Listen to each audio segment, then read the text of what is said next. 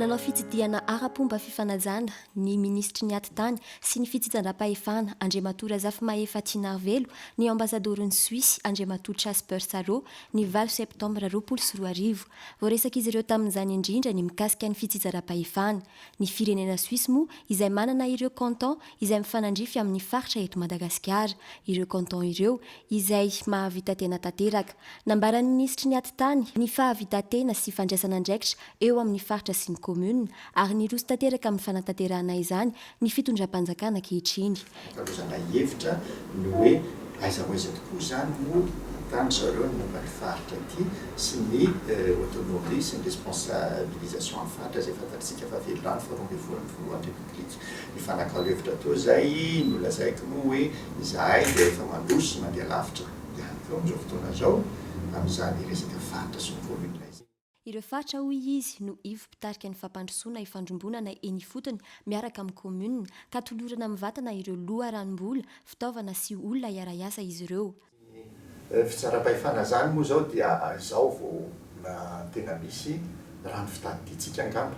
Ny hoe izany hoe fanamboarana commune Manaram-penitra na commune an-drenivohitra na commune ambanivohitra. Amin'izao tsika tany amin'ny faritra lavitra rehetra any, any amin'ny Dongo du Sud zao tsika hanao an'izany commune an-drenivohitra zany, any Vohibe any Ambosary, Bekily, Sainte-Marie, Ambatomainty, Ambilobe, sy ny sisa tsy voatanisa maro izany. Raha ny commune ambanivohitra Manaram-penitra zany indray dia manamboatra ihany koa tsika marihana fa izany commune rehetra zany dia sady misy biraon'ny commune zany ao ambany rehetra dia ny trano fonenan'ilay Ben'ny Tanàna kosa ny ao ambony zava-dehibe tsy izany zavatra izany satria fantatsika ny Ben'ny Tanàna dia tsy mba manana trano fonenana zany akory hatramin'izay zany. Anao tsika zao amin'ity taona ity manomboka tsika any Fokapy, any Belo any Benenitra, Beroro, zany toerana zany dia toerana miaratsy fotriny adinodino fa ino raha tena marina. Any Akazoaby Sud any tsika anao ihany koa tsika any Pialamavony,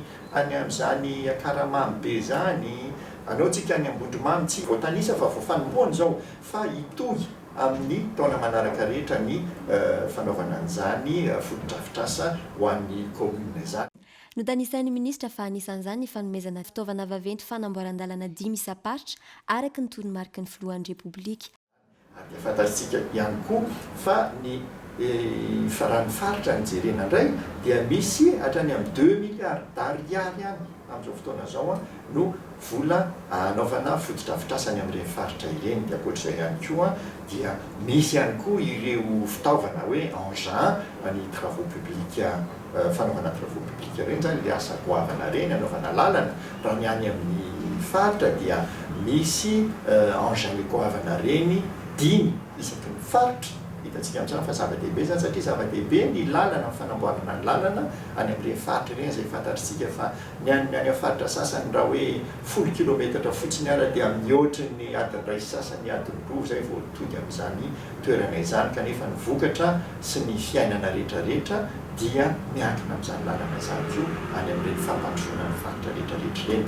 Ka dia resadresaka nataony tamin'ny zareo Ambasadaoron'ny Soisa tonga teto moa zany dia zareo manana traikefa amin'ny hoe demokrasia mivantana reny ohatra an'izao satria izany no tena ampiasaina any amin'ny zareo ny demokrasia participative, demokrasia mivantana. Isika eto Madagasikara dia efa manana ihany koa an'ilay hoe structure locale de concertation izay tena demokrasia participative, demokrasia mivantana mihitsy ihany koa amin'ireny commune ireny zany. Any amin'ny commune tsika efa manana an'izany ao daholo mpisehatra eny fotony rehetra ka izy ireny mantsy ny tena mahita hoe ahoana ny ampifoarana an'ity commune sy faritra misy anay aty. Naniry moa ny Ambasadaory Suisse mba hitsidika faritra sy commune ahafahana mifanakalotra-kefa toy ny fiara-miasa efa nisy teo aloha. Nideran'ny fahasahian'ny Fitondram-panjakana miroso amin'ny tena Fitsinjaram-pahefana ny Ambasadaory Suisse ary nidera toy izany ihany koa ny amin'ny fahombiazana feno izay azo tsapain-tanana amin'ny fitantanana niady amin'ny Covid-19.